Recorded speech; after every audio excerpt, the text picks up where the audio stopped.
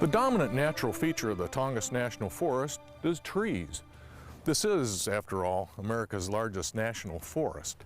But a surprisingly important part of the forest is less visible, beneath the surface. These old pilings are just some of the above-ground remains of a vast network of underground gold mines that established the towns of Juneau and Douglas in the late 1800s.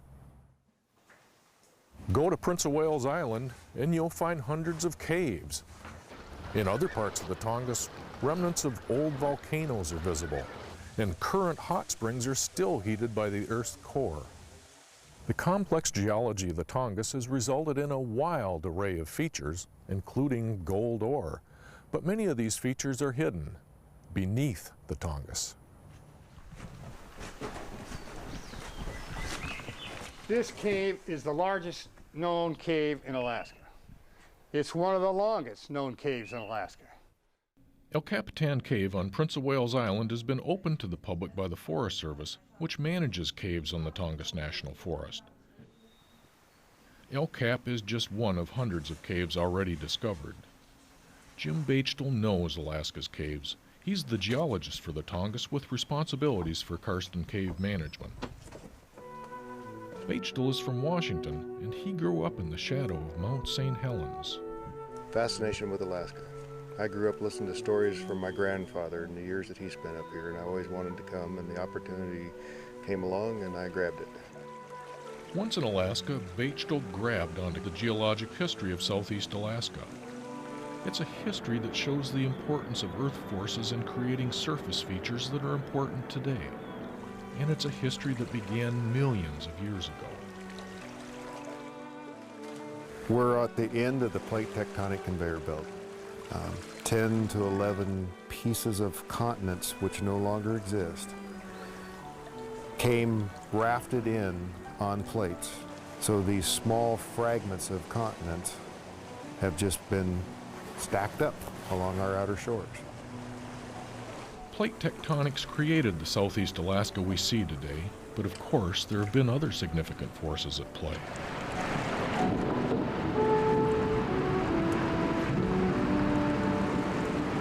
The largest modification that's happened on the landscape over the last 2 million years is multiple glacial advances.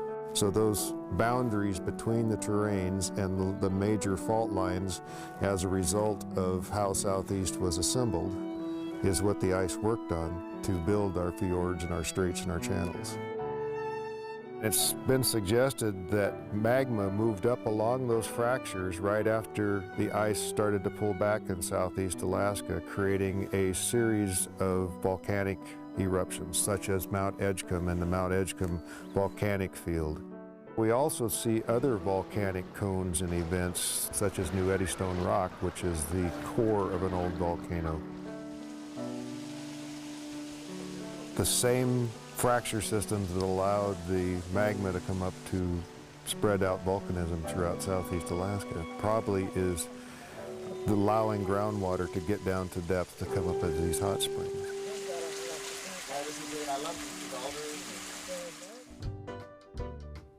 Geology and mining have also played a pivotal role in the history of Southeast Alaska and its economy.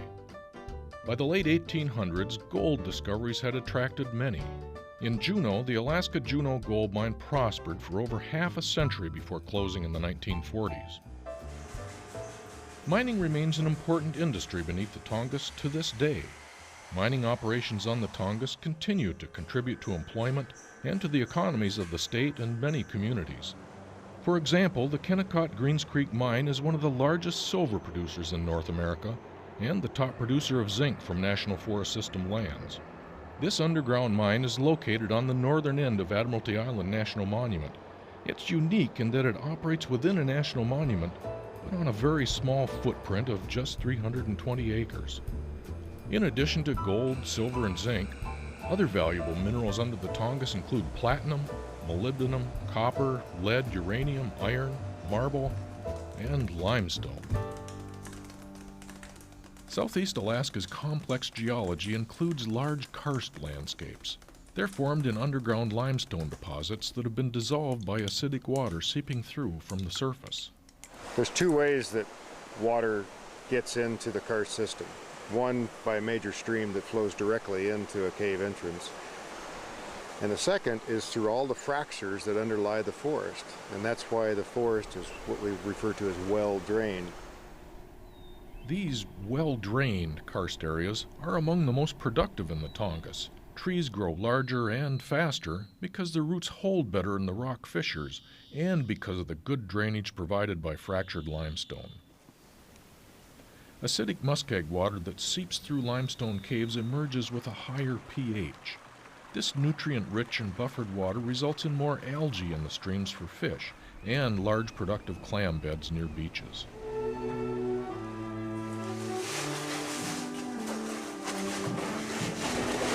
Increasingly, the karst areas are recognized for their caves, particularly on Prince of Wales Island. We have inventoried only a small portion of Southeast Alaska. We know of about 700 caves right now across the Tongass. We find 20 to 30 new caves a year.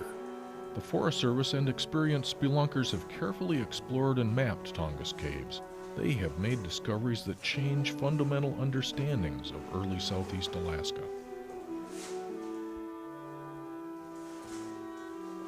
In 1990, when we first started seriously working in the caves, it was thought that, and reported and written in many places, that glacial ice covered all of Southeast Alaska to the edge of the continental margin, 3,000 feet thick, and nothing existed here and nothing lived here.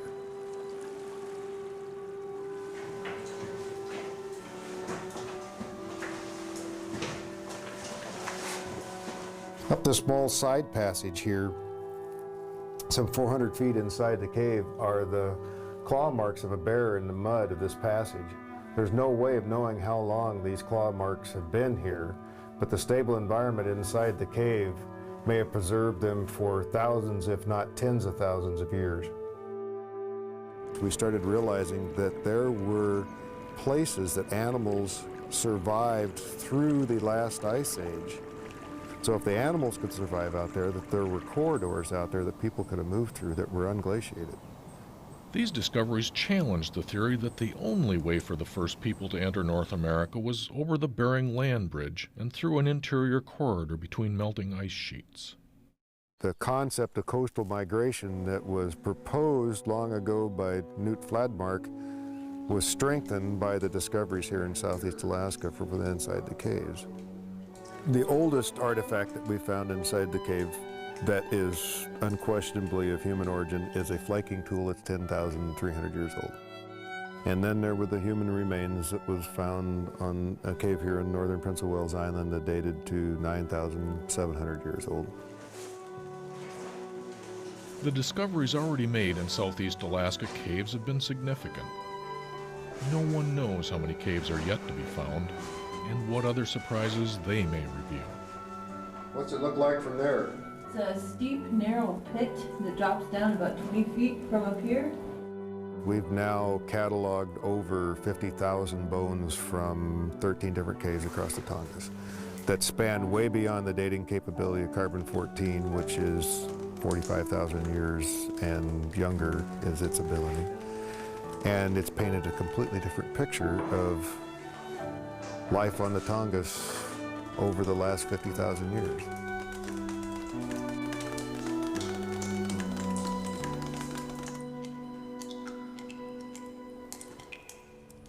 So whether it's caves, hot springs, volcanoes, or gold mines, there's a lot more to the Tongass than meets the eye. So when you're using your cell phone with its gold-printed circuits, or you hear a new theory as to how the first people came to North America, remember, there's a connection with what's beneath the Tongass. For the Tongass National Forest, I'm Pete Griffin.